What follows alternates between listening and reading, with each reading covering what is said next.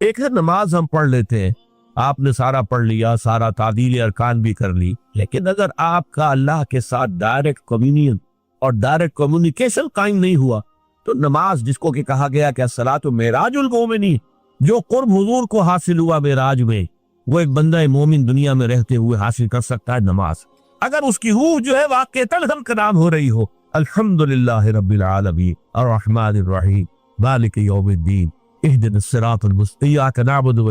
اگر ہم واقعتاً ایسے کہہ رہے ہو کہ ہمیں احساس ہو کہ ہم اللہ کے حضور میں حاضر ہیں اور عرض کرتا ہوں، سجدہ کرے تو حدیث میں آتا ہے کہ ایسے محسوس ہو کہ گویا کہ میں نے اپنا سر اللہ کے قدموں میں رکھ دی، یہ ہے نماز۔ اب جو گفتگو ہو رہی ہے یہ ہم کلامی ہے، الصلاۃ معراج المومنین، اہل ایمان کے حق میں یہ نماز جو ہے یہ معراج کے درجے، لیکن یہ نماز کیسے نصیب ہوگی اگر روح سوئی ہوئی ہے، دبی ہوئی ہے، پسی ہوئی ہے، مزمحل ہے یا مردہ ہے؟ یہ نماز کیسے آتی ہو؟ چاہے آپ 5 وقت کی نماز پڑھ رہے ہو، چاہے آپ نے ہیبٹ بنا لیا ہو نماز کو، چاہے کچھ بھی ہو گیا ہو، لیکن یہ کہ جب تک وہ روح بیدار نہ ہو، جب تک ہم کلامی نہ ہو، افلاک سے آتا ہے نالوں کا جواب آخر، اٹھتے ہیں حجاب آخر، کرتے ہیں خطاب آخر، جب تک یہ نہ ہو، جیسے کہ میں ایک حدیث قدسی انشاءاللہ آج سناؤں گا سورہ فاتحہ کے ضمن میں، کہ اللہ تعالیٰ کے سامنے جب کھڑا ہو کر انسان جب کہتا انی وجہت وجہی للذی فطر السماوات والارض حنیفا، دائیں بائیں سے بالکل اپنا تعلق کاٹ کر میں نے اپنا رخ کر لیا ہے اس اللہ کی طرف جس نے آسمان اور زمین کو پیدا ہے۔ اب یہ توجہ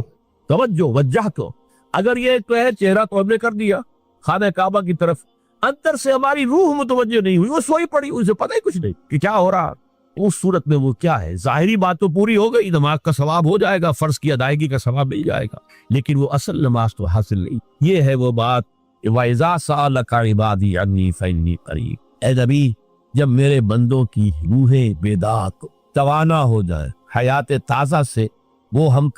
کنار ہو جائیں، اور پھر وہ میرے بارے میں پوچھیں، وہ میرا تقرب حاصل کرنا چاہتا، آپ سے پوچھے تو کہیے میں قریب ہوں، اجیب دعوت الداعی اذا دعان، یہ ہے وہ دعا، میں ہر پکارنے والے کی پکار، ہر دعا کرنے والے کی دعا کو سنتا ہوں، قبول کرتا ہوں، اس کا جواب دیتا ہوں جہاں کہیں بھی مجھے پکارے، اذا دعان، اس میں در حقیقت وہ مفہوم آ گیا ہے there and then wherever،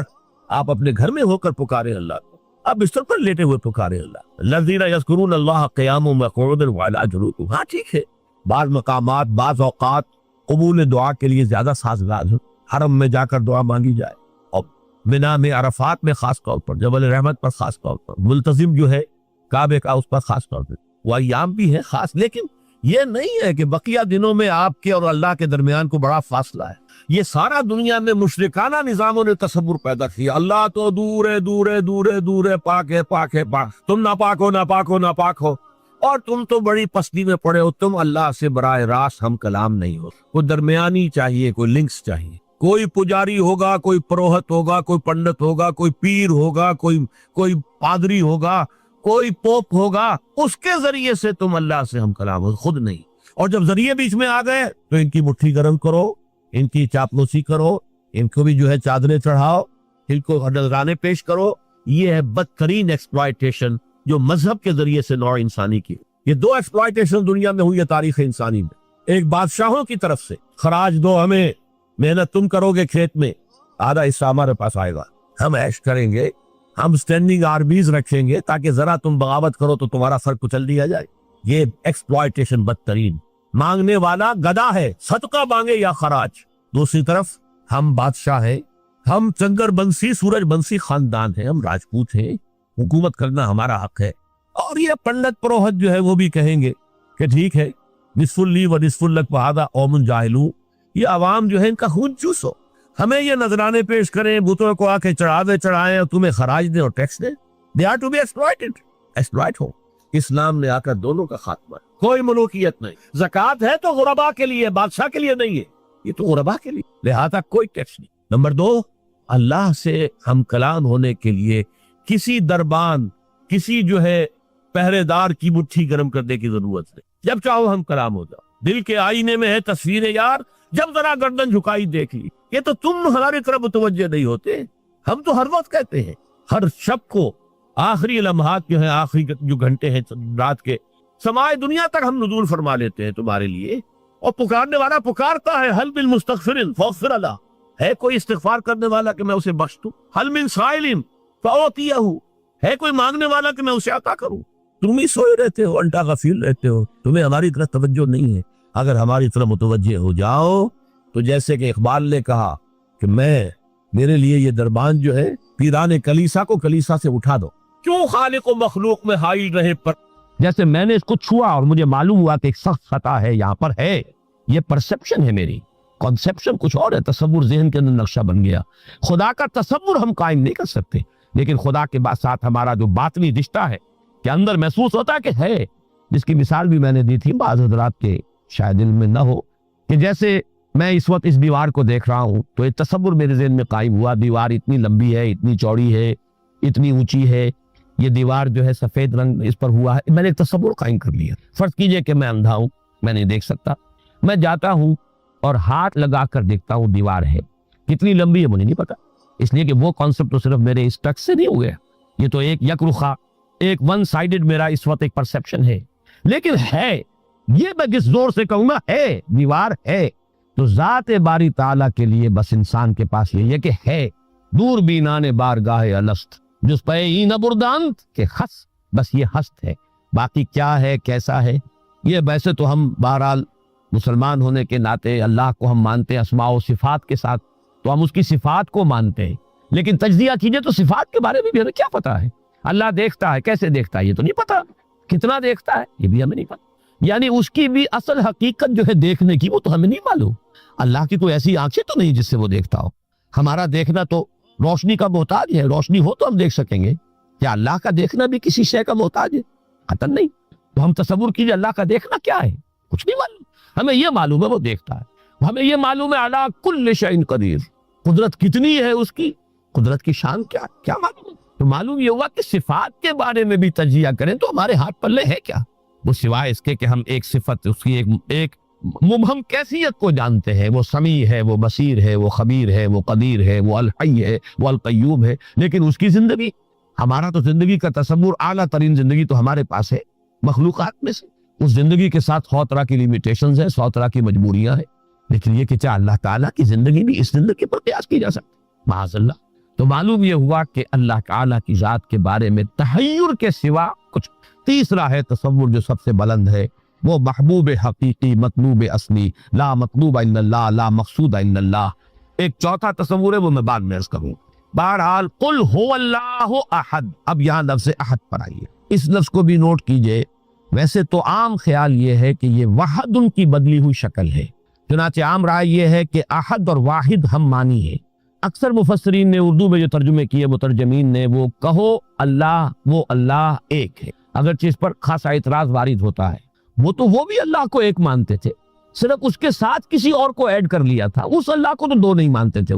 وہ جو بڑا اللہ تھا وہ تو ان کے نزدیک بھی ایک ہی تھا، اور ایک تو ہر شے ایک ہوتی ہے، جو معبود ہے 10 تو ان میں سے بھی ہر ایک اپنی جگہ پر تو ایک ہے، ایک کمپوزڈ ایک اس کا وجود ہے، لیکن بہرحال چونکہ اکثر و بیشتر رائے یہ ہے کہ احد اور واحد تقریباً ہم مانی ہے، ترجمہ کیا گیا کہہ دو وہ اللہ ایک ہے،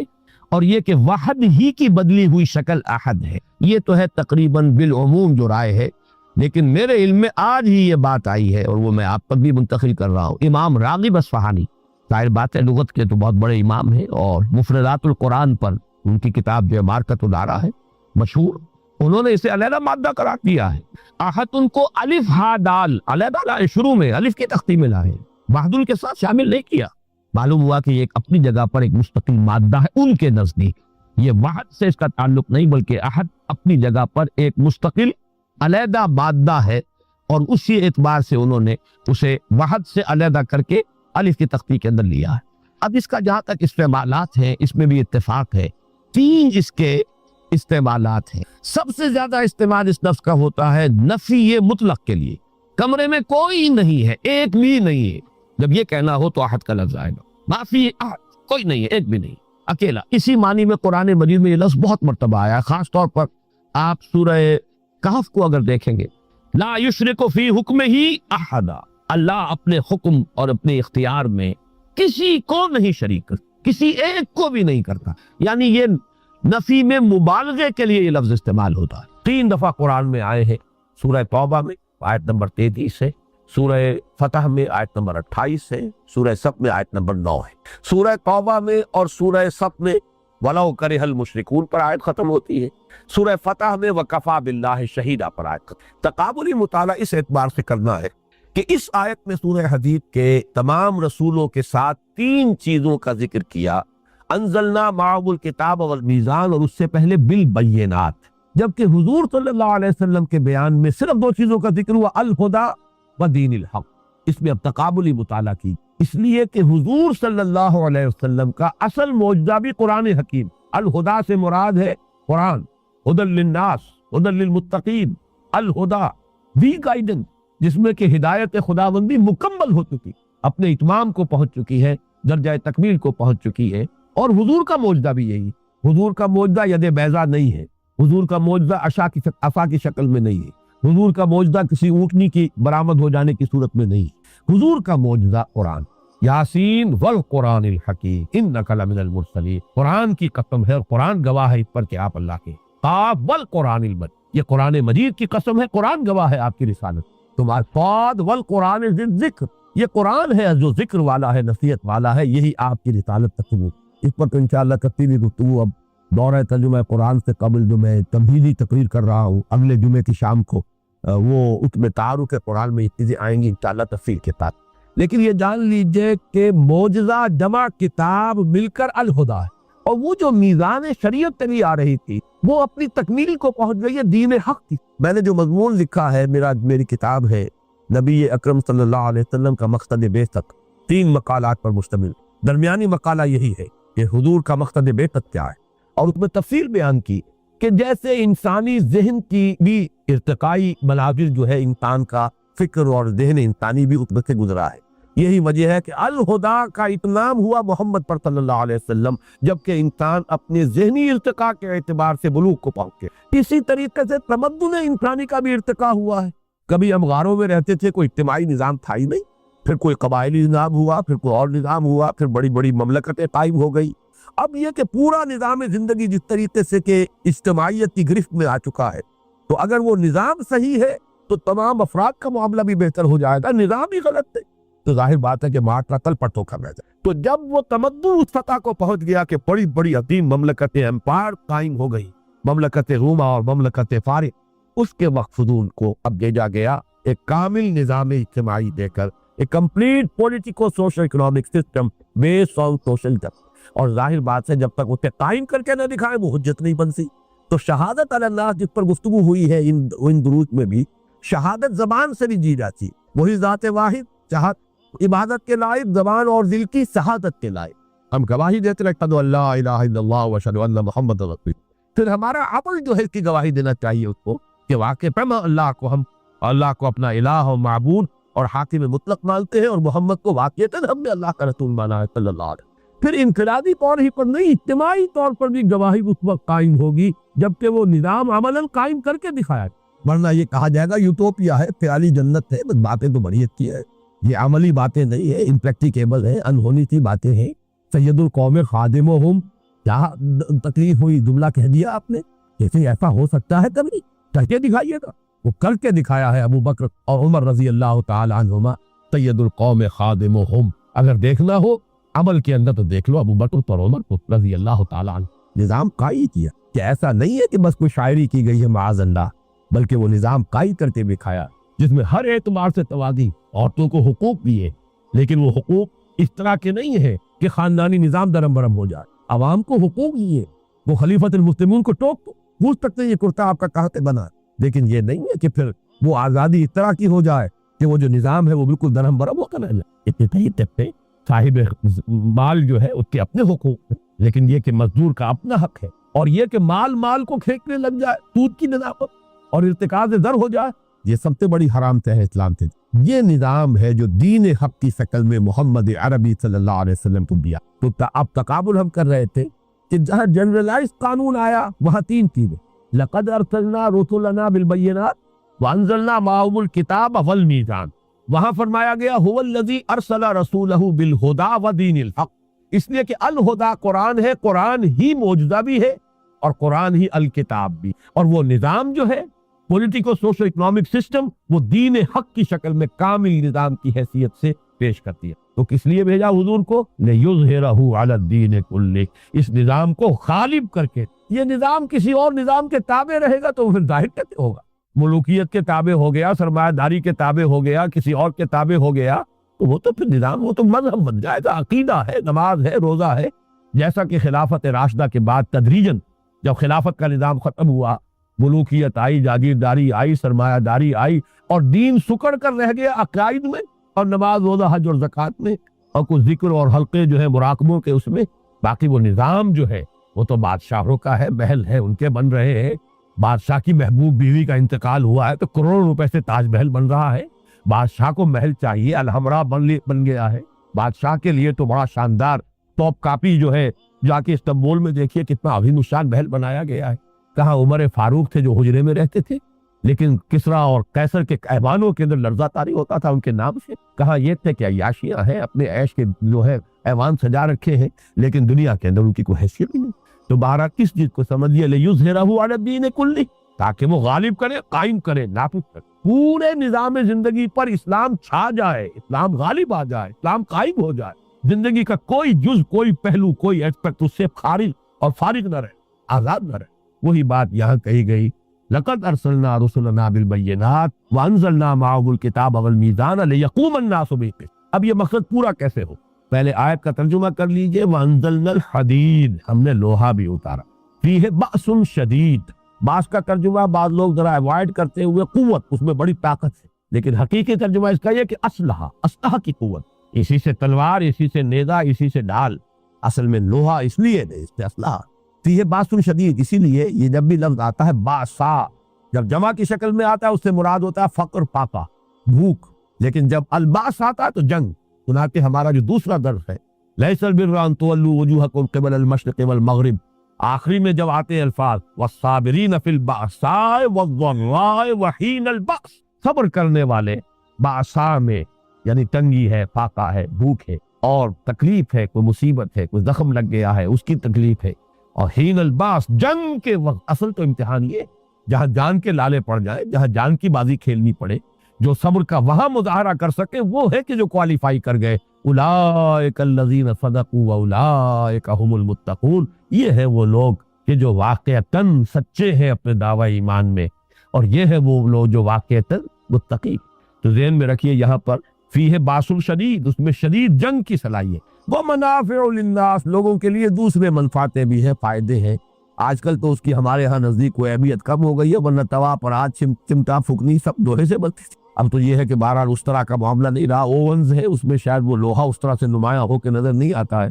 لیکن یہ کہ لوگوں کے لیے اور بھی فائدہ۔ وَلِيَعْلَمَ اللَّهُ مَن يَنصُرُهُ، اور تاکہ اللہ یہ دیکھے، یعلم کا ترجمہ ہمیشہ ہم کرتے ہیں دیکھے، جان لے نہیں، اس لیے کہ اللہ تعالیٰ قدیم قدیم ہے، اللہ کو معلوم ہے کون کتنے پانی میں ہے، لیکن اللہ دکھا دینا چاہتا ہے لوگوں کو، ظاہر کر دینا چاہتا ہے، تاکہ اللہ دیکھ لے یا اللہ دکھا دے، ظاہر کر دے۔ من ينصرہ ورسلہ بالغیب، کون ہے وہ جو غیب کے باوجود اس کی، یعنی اللہ کی اور اس کے رسولوں کی مدد کرتا۔ دین اللہ کا ہے، پولیٹیکو سوشو اکنامک سسٹم اس کا، حاکمیت اللہ کے لیے۔ 2 مرتبہ پہلے حصے میں آیت ہم پڑھ چکے ہیں، لہو ملک السماوات والارض، ہم یہ بھی پڑھ چکے ہیں العزیز الحکیم، وہی بادشاہ حقیقی وہ ہے، حکم اس کا چلنا چاہیے۔ لہذا جو لوگ اس لوہے کی طاقت کو ہاتھ میں لے کر اللہ کے حکم کو نافذ کرتے ہیں وہ اللہ کے مددگار ہوئے، اور اللہ کے اس دین کو عملاً قائم کرنا فرض منصبی ہے محمد الرسول اللہ کا اور رسولوں کا، تمام رسولوں کا، تاکہ عدل قائم کریں۔ اور حضور کے لیے واحد کے سیدھے میں بھی آ گیا، امرت لأعدل بینکم، اور یہاں 3 مرتبہ آ گیا لیظہرہ علی الدین کلہ۔ تو گویا کہ جو بھی لوہے کی طاقت لے کر محمد کی نصرت کے لیے میدان میں آ گئے صلی اللہ علیہ وسلم، وہ اللہ کے بھی مددگار، رسول کے لیے۔ جس کو میں کہہ رہا ہوں کہ یہ ہے در حقیقت، جس کو عریاں کا لفظ میں نے استعمال کیا ہے بارہا، اتنے واضح الفاظ میں، دیکھیے آدمی جھجکتا ہے، کہنا نہیں چاہتا، لیکن اللہ تعالیٰ کو واللہ لا یستحیی من الحق، اللہ کو حق بات کے کہنے میں کوئی رکاوٹ نہیں، کوئی جھجک نہیں۔ عام آدمی سمجھے گا یہ بات کہنے کی نہیں ہے، اگر ہے بھی دل میں تو رکھو، اسے زبان پر نہ لاؤ، لیکن یہاں اچھی طرح جو بات سمجھا دی گئی ہے وہ کیا ہے کہ ریولوشن یا کسی نظام عدم اجتماعی کو قائم کرنے کا پروسیس کیا۔ پہلا مرحلہ اس میں یہی ہے کہ جو الہدیٰ دی گئی ہے، آپ کو ہدایت کی کتاب دی گئی ہے جس میں کہ معجزہ بھی ہے، اس کے ذریعے سے لوگوں کو دعوت دیجیے ہدایت کی، دعوت، تبلیغ، اس پیغام کو عام کرنا، لوگوں کو اس پر مطمئن کرنا، ذہناً مطمئن کرنا، قلباً مطمئن کرنا، اس کے مضمرات کو کھول کر بیان کرنا۔ وَنَزَّلْنَا إِلَيْكَ الذِّكْرَ لِتُبَيِّنَ لِلنَّاسِ مَا نُزِّلَ إِلَيْهِمْ، اے محمد صلی اللہ علیہ وسلم، ہم نے آپ پر یہ ذکر نازل فرمایا تاکہ آپ لوگوں کے لیے واضح کریں، بیان کریں، کھولیں، اس کی شرح کریں، اس کی وضاحت کریں جو ان کے لیے نازل کیا گیا۔ یہ سارے کام کیجئے جیسا کہ سورہ جمعہ میں ہم پڑھ چکے، یتلو علیہم آیاتہ ویزکیہم ویعلمہم الکتاب والحکمہ، یہ الہدا کا فنکشن ہے۔ الہدا کے ذریعے سے، جس کی میں نے مثال پچھلی نشست میں دی تھی کہ جیسے پہلا ایکسپیریمنٹ غالباً کرایا جاتا تھا 5ویں جماعت میں، سائنس کا پہلا سبق ہوتا کہ لوہ چون ہے، برادہ ہے، اس کا مکسچر ہے، اسے کیسے علیحدہ کریں۔ میگنیٹ ہاتھ میں لیجئے، اس میں پھرائیے، لوہ چون جو ہے وہ اس کے ساتھ چمٹتا چلا جائے گا، برادہ رہنا۔ بالکل یہی معاملہ ہے، یہ الہدا، یہ میگنیٹ ہے ہدایت کی طرف کھینچنے والا۔ کھینچے گا کس کو؟ جس کی اپنی فطرت کے اندر وہ ہدایت کسی نہ کسی درجے میں موجود۔ اگر وہ ہے ہی نہیں تو جیسے برادہ نہیں چمٹتا اس میگنیٹ کے ساتھ، وہ ابو جہل نہیں چمٹے گا جن کی فطرتیں مسخ ہو چکی ہیں۔ ابو لہب نہیں چمٹے گا چاہے وہ حقیقی چچا ہے اور ایک دیوار بیچ کا پڑوسی ہے محمد رسول اللہ صلی اللہ علیہ وسلم، اور ہو یہ رہا ہے کہ آپ کے گھر میں کھانڈی پک رہی ہے تو اس کے اندر بھی غلاظت پھینکی جا رہی ہے، اور یہ اچھا سگا چچا ہے جو کر رہا، جو باپ کی جگہ پر ہوتا۔ لیکن یہ کہ وہ عناد اور دشمنی اور شقاق یہ اس درجے ہے اندر، اور حسد کہ اس کی وجہ سے یہاں تک جا رہا ہے سگا چچا۔ اس حوالے سے جان لیجئے کہ جس کے اندر صلاحیت ہے وہی کھینچے گا۔ جو گڈ کنڈکٹر آف ہیٹ ہے اسی میں حرارت جو ہے وہ سرایت کرے گی، جو گڈ کنڈکٹر آف الیکٹریسٹی ہے اسی میں کرنٹ پاس کرے گا۔ لیکن بہرحال آپ اس میگنیٹ کو پھیلائیں، جتنا بڑا معاشرہ ہے اتنا ہی پھیلائیں گے، تبھی اس میں جو بھی سلیم الفطرت لوگ ہیں وہ چمٹ کر آئیں گے۔ آپ صرف ایک کلیا میں گڑ پھوڑتے رہیں گے تو اور آس پاس کے لوگوں کو کیا پتہ چلے؟ لہٰذا جو بھی آپ کا پہلا فیلڈ ہے، میدان کار جو ہے، اس کی وسعت کے مطابق اس قرآن کی دعوت کو پھیلائیے، عام کی۔ پھر یہ کہ وقت کی ذہنی سطح کے مطابق ہو، یہ نہ ہو کہ آپ واز کہہ رہے ہو، صرف جو آپ کا ذہین عنصر ہے وہ اس کو سمجھے ہی نہ، اس کی طرح توجہ ہی نہیں دے گا، واز کہہ رہے ہیں یہ۔ اس کے لیے دلائل ہونے چاہیے، براہین ہونی چاہیے۔ ادعو الی سبیل ربک بالحکمۃ والموعظۃ الحسنۃ وجادلہم باللتی احسن۔ قرآن جو ہے معاوضہ بھی ہے، قرآن برہان بھی ہے، قرآن میں حکمت میں بھی ہے۔ ذالک مما اوحی الیک ربک من الحکمہ، قرآن کی حکمت کے ذریعے سے حکماء کو، عقلاء کو، جو بھی آپ کا انٹلیکچوئل ایلیٹ ہے اسے بلائیے، قرآن کے واعظ کے ذریعے سے عوام الناس کو کھینچیے۔ بہرحال جن کے اندر بھی وہ خیر ہے، بھلائی ہے، صلاحیتیں کھینچائیں، لیکن جن کے اندر نہیں ہے وہ تو نہیں آئیں گے، اور جن کے مفادات ہیں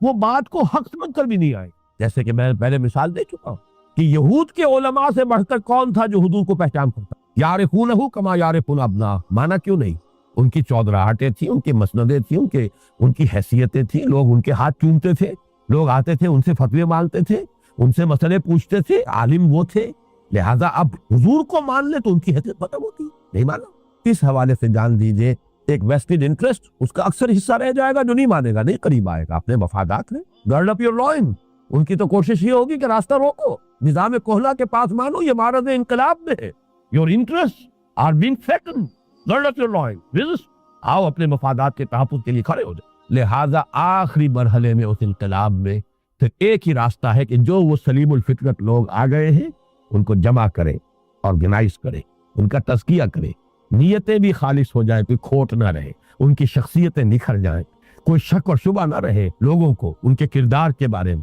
آزمائشوں میں سے گزرے، امتحانوں میں سے نکلیں، پھر ان کو منظم کرو، کوڑا بناؤ انہیں بٹ کر، جیسے کہ آپ رسیوں کو اور مختلف دھاگوں کو بٹ دیں گے تو کوڑا بنے، طاقت بنا۔ علیحدہ علیحدہ دھاگا جو ہے اس کو توڑ دے گا جو چاہے گا، لیکن جب بٹ کر آپ نے کوڑا بنایا ہے، اب یہ کوڑا باطل کے اوپر، یہ ہے اصل میں فلسفہ کا۔ اس کے لیے ظاہر بات ہے ٹکرانا پڑے گا، اور ٹکرانے کے لیے جب میدان میں آؤ گے تو یقتلون کے ساتھ یقتلون بھی ہوگا، جہاں قتل کرو گے قتل ہوگے بھی۔ تمہیں کوئی گارنٹی نہیں ہے کہ تم قتل نہیں ہوگے، کوئی لوہے کے جسم تمہیں نہیں دیے گئے ہیں کہ برچھا جو ہے پار نہیں ہوگا۔ حمزہ کے جسم سے وہ برچھی جو ہے وحشی کی وہ پار ہو گئی، آر پار ناس کے قریب سے جو ہے لگی ہے اور پار دی، تو پھر اور کون ہوگا جسے کوئی ضمانت حاصل ہو، کوئی اللہ کی طرف سے انشورنس تو نہیں۔ ان اللہ اشترى من المؤمنین انفسهم واموالهم بان لهم الجنہ یقاتلون فی سبیل اللہ فیقتلون ویقتلون، اللہ نے اہل ایمان سے ان کے مال، ان کی جانیں خرید لی ہیں جنت کے عوض، تو اللہ کی راہ میں جنگ کر رہے ہیں، قتل کرتے بھی ہیں، قتل ہوتے بھی ہیں،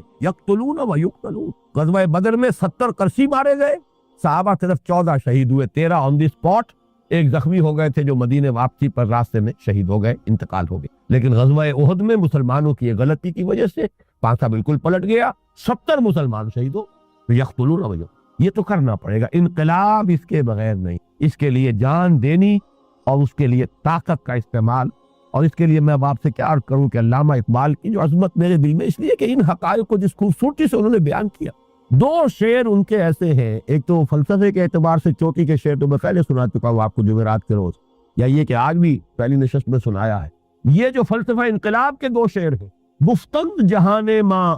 آیا بتومی ساگر، گفتم کے نمی ساگر، گفتند کے برہم زد، اللہ نے مجھ سے کہا، گفتند انہوں نے کہا، جہان ماں آیا بتومی سعادت، میرا یہ جہان جو ہے، جو میرا دنیا ہے اس وقت جس میں میں نے تمہیں بھیجا ہے، یہ تمہارے ساتھ سازگاری کرتا ہے، تمہیں پسند ہے، ٹھیک ہے، یہ نظام صحیح ہے،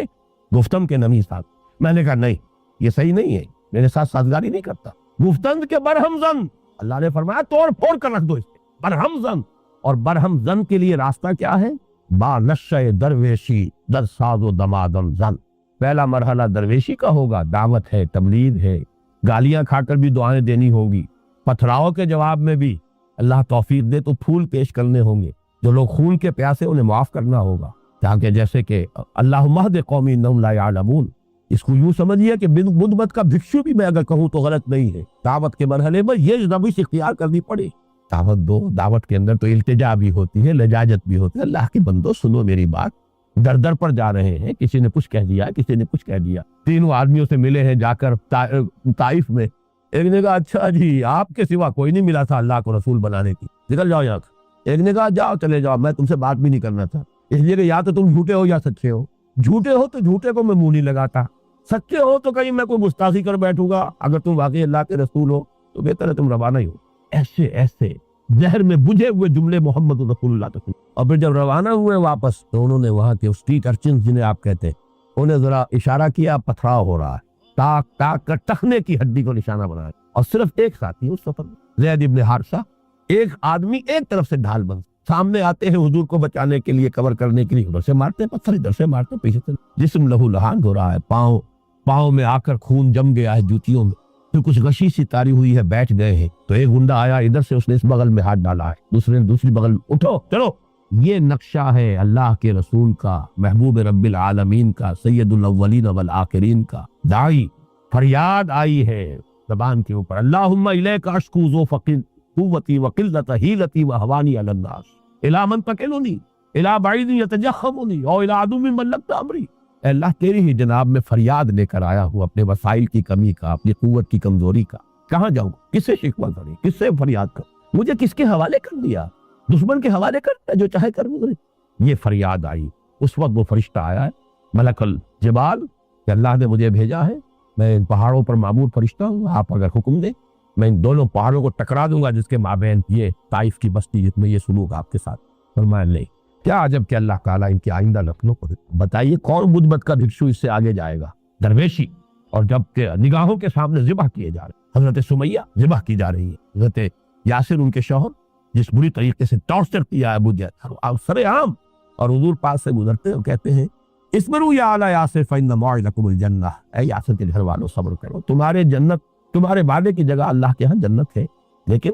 ساتھیوں میں سے کسی کو اجازت نہیں دی کہ جا کے ابو جہل کی ٹکا بوٹی کرتے، نہیں، ابھی مرحلہ درویشی کا ہے، نغمہ ہے بلبل شوریدہ تیرا خام، ابھی اپنے سینے میں اسے اور ذرا تھام، ابھی ذرا اپنے جذبات انتقام کو تھامو، ابھی مرحلہ پیسو ریزسٹنس کا، ایک وقت آئے گا تمہارے ہاتھ کھول دیے جائیں گے، اذن للذین یقاتلون بانہم ظلموا، ایک وقت آنے والا ہے تمہیں اذن قتال بھی ملنے والا ہے، تمہیں اینٹ کا جواب پتھر سے دینے کی اجازت ملے گی، لیکن ابھی تھامو، نغمہ ہے بلبل شوریدہ تیرا خام، ابھی اپنے سینے میں اسے اور ذرا تھامو، پھر وہ وقت آیا، پھر تلواریں بھی ہیں، نیزے بھی ہیں، میدان میں آئے ہیں، یقاتلون فی سبیل اللہ یقتلون و یقتلون، اس کو اقبال نے دو مصروں میں بیان کر، پہلا شعر پھر سن لیجئے، گفتند جہان ماں آیا بتمی سازد، گفتم سے نمی ساز، گفتند کے برہم زن، نظام کو توڑ دو پھوڑ، با نشہ درویشی در ساز دمادم زن، پہلا مرحلہ یہ ہوگا، درویشی کی روش اختیار کرو، درویشی کی خوب پختہ کرو،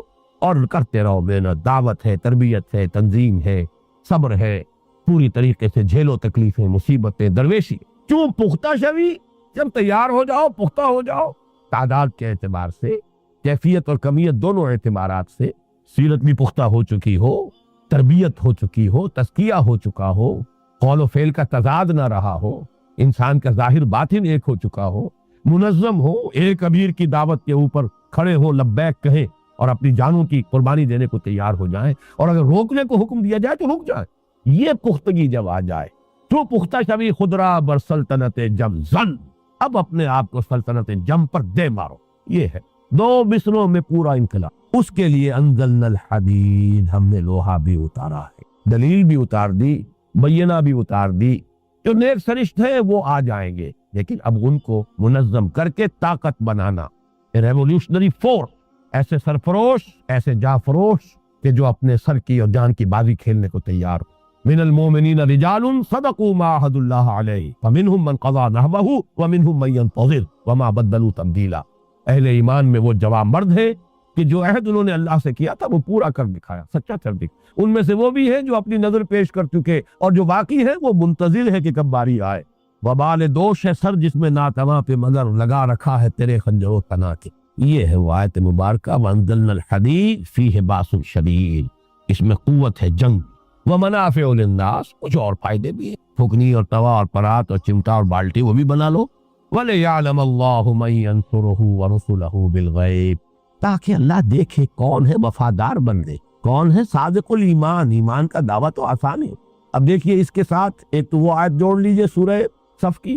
ان اللہ یحب الذین یقاتلون فی صفا کانہ بنیان۔ یہ صورت ایسی عجیب ہے، اس میں نہ لفظ جہاد آیا نہ قتال آیا، دونوں کے مضامین موجود ہیں، حدید لوہا آگے، اسلحہ کا ذکر آگے، لیکن یہ کہ اصل میں سارے مضامین کل مسبحات کے اس میں جمع ہے۔ وَلِيَعْلَمَ اللَّهُ مَن يَنصُرُهُ، محبت مجھے ان جوانوں سے ہے ستاروں پہ جو ڈالتے ہیں کمند۔ اللہ کو محبوب وہ بندے ہیں، وہ نہیں کہ تو فقط اللہ اللہ اللہ اپنے گھروں میں بیٹھے ہوئے ضربے لگائے جاؤ، ساری عمر ضربے ہی لگاتی گزار دو، کوئی باطل کے ساتھ کبھی نہ پنجہ آزمائی کرنا، نہ کبھی باطل کو للکارنا آتا۔ ان کے بارے میں تو حدیث سنا دی حضور نے،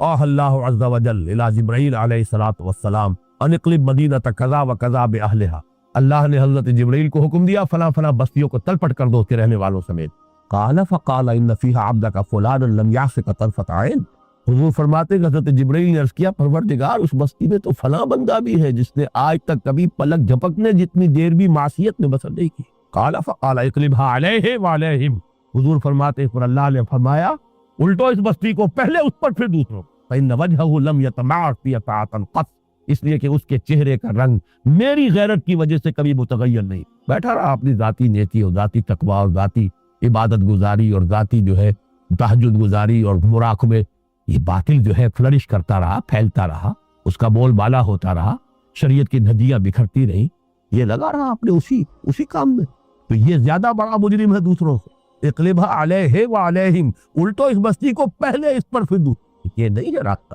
ہاں اپنی تربیت، اپنا تزکیہ یہ کیے بغیر میدان میں آ جاؤ گے تب وہی کچھ ہوگا جو آج جہاد کے نام سے ہو رہا، وہ جہاد بھی بدنام ہوگا اور جہاد فساد کی شکل اختیار کرے گا۔ نہ دعوت کا مرحلہ آیا، نہ تربیت کا مرحلہ آیا، نہ تزکیے کا مرحلہ آیا، نہ اپنے قول و فعل کے اندر درستی کی گئی، یہ سب کچھ نہیں ہے، اور نکل کھڑے ہوئے تلواریں لے کر اور کلاشنکوف لے کر، اور وہ جہاد ہو رہا ہے۔ اس جہاد کا جو بھی دنیا میں مذاق اڑ رہا ہے، بدنام ہو رہا ہے وہ جہاد، بدنام کنندگان نکو نامے چند، دین کی بنیادی اصطلاحات کو جس طریقے سے ہم رسوا کر رہے ہیں اس کا نتیجہ فساد ہو رہا، کچھ حاصل کہ یہ ہے اصل میں پورا پروسیس جس پر کہ وہ منہج انقلاب نبوی میری کتاب ہے، انگریزی میں اس پر اب پورے کیسٹ انگریزی میں موجود ہیں، اردو میں موجود ہیں، 5 میں نے لیکچر جو ہے پچھلے سال محاضرات قرآنی میں غالباً 2 گھنٹے کے وہ لیکچرز ہیں، 3 ہمارے کیسٹس جو ہے جس کے ویڈیو کیسٹ کے اندر وہ پورا میرا منہج انقلاب نبوی کیا ہے، اس کے مختلف مراحل کیا ہیں، اور یہ کہ قتال کی آج کے زمانے میں کیا صورت ہوگی۔ ایک ون وے قتال بھی ہے، یک طرفہ جنگ،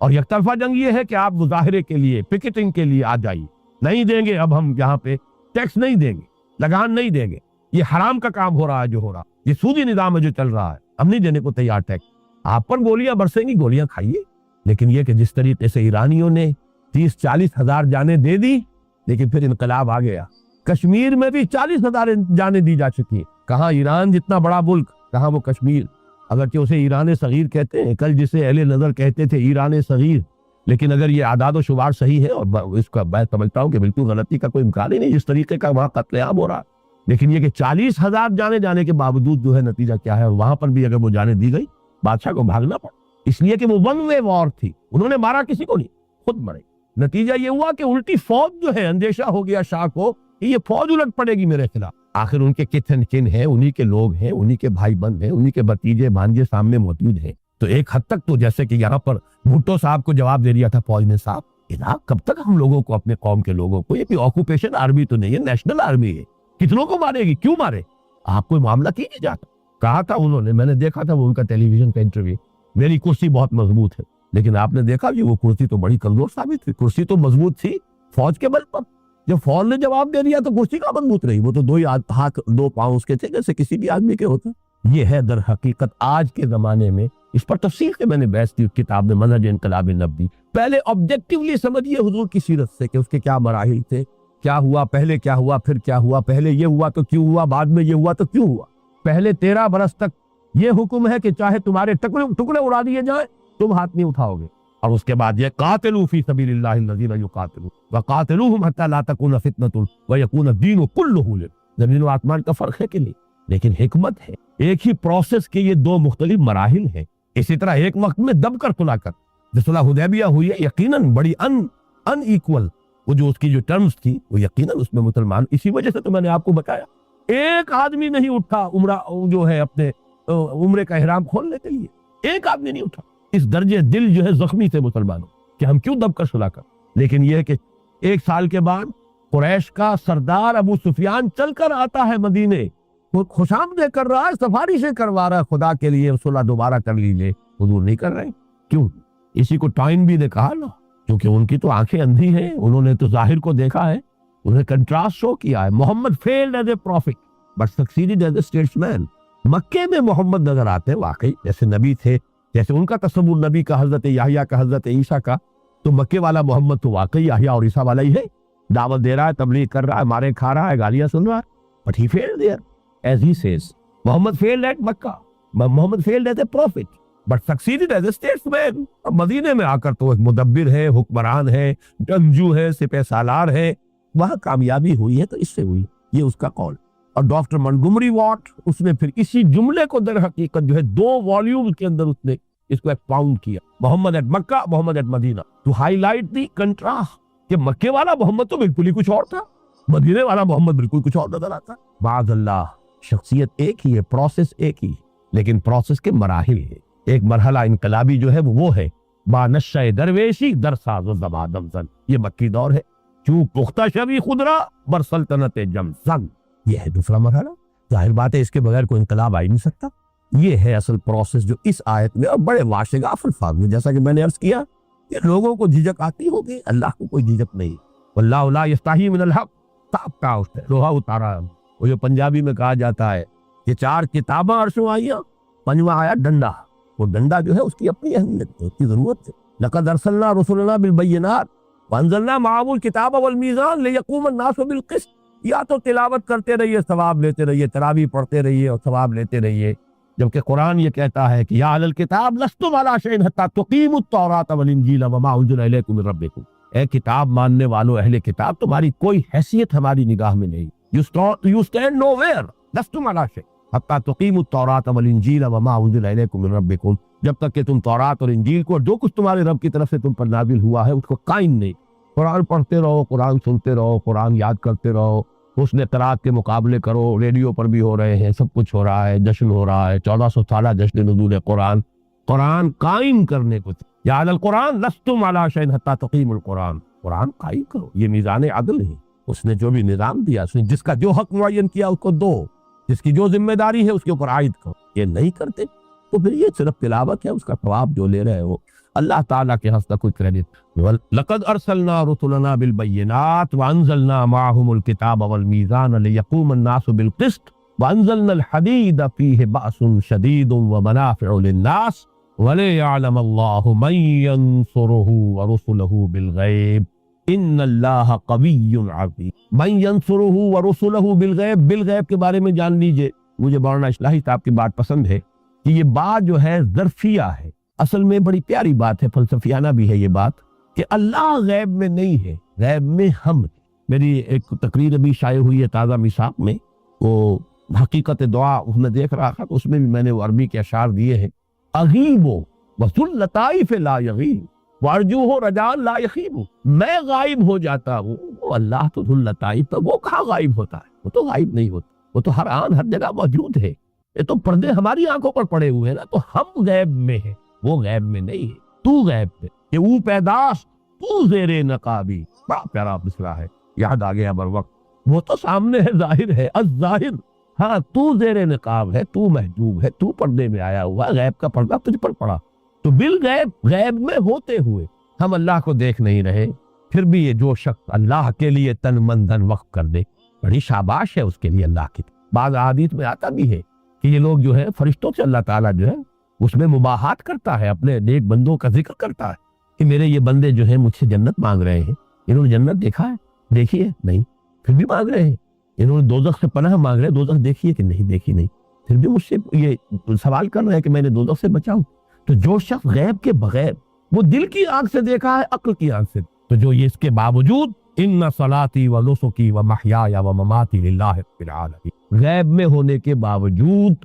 اگر وہ یہ سب کچھ کر رہے ہیں، کرا جوئی چرا در پیت تابی کہ وہ پیداس تو زیر نق، اس کو تلاش کر رہے ہیں۔ وہ جو میں نے شعر آپ کو سنائے تھے ہائی اسکول کی پریئرز میں، خالق میرے کہاں ہے تو مجھ کو تیری تلاش ہے، کسے تلاش کر رہے ہو؟ کسی کو تلاش کر رہے ہو؟ کس پیچ و تاب میں ہو؟ وہ تو ظاہر ہے، در حقیقت تم ہو گئے ہو میں، نقاب تمہاری عقلوں پر، تمہاری آنکھوں پر پڑا۔ تو جو لوگ اس حالت میں کہ وہ غیب میں ہیں اور پھر وہ مدد کر رہے ہیں اللہ کی، ینصرہ ورسلہ بالغیب، اچھا یہ نوٹ کیجئے، ایک خیال ہو سکتا ہے کہ رسول تو غیب میں نہیں تھے، یا رسولوں سے صحابہ جو ہے رسول سے غیب میں تو نہیں تھے، حالانکہ غیب میں تھے، سامنے جو موجود تھے وہ محمد ابن عبداللہ ابن عبد المطلب تھے، رسول کی رسالت تو غیب میں ہے۔ کیا کسی نے آنکھوں سے جبرائیل کو آتے دیکھا تھا؟ جبرائیل اگر آئے بھی کبھی انسانی شکل میں تو انسان آیا مل کے چلا گیا۔ در حقیقت رسول کی رسالت بھی غیب کی بات ہی تھی، اور اس سے لوگ اس وقت بھی غیب میں تھے، سامنے جو نظر آتے تھے، اس لیے تو منافقین کا معاملہ ہے۔ کیوں مانے ہم ان کی ہر بات؟ ان کے بھی دو ہاتھ ہیں، دو پاؤں ہیں۔ ہاں جو قرآن یہ کہہ رہے ہیں کہ قرآن نازل ہوا، اس کو ہم مان لیں، یہی ہمارے ہاں یہ حسبنا کتاب اللہ، اور جو بھی ہمارے ہاں قرآن، اہل قرآن کا جو فتنہ ہے، در حقیقت اس کی جڑیں اسی منافق کے ساتھ ملتی۔ رسول کی اطاعت کیوں کرے؟ یہ جان لیجئے کہ اصل میں جو اللہ کی مدد کر رہا ہے، جو اللہ کے رسول کی مدد کر رہا ہے، دونوں حالتوں میں غیب میں ہو کر مدد، وہ مدد در حقیقت محمد ابن عبداللہ ابن عبد المطلب کی نہیں کر رہا ہے صلی اللہ علیہ وسلم، محمد الرسول اللہ کی کر رہا ہے صلی اللہ علیہ وسلم۔ اور ظاہر بات ہے کہ رسالت ان کی، وہ ان کے لیے وہ غیب میں ہے، یا وہ خود اس سے غیب۔ وَلِيَعْلَمَ اللَّهُ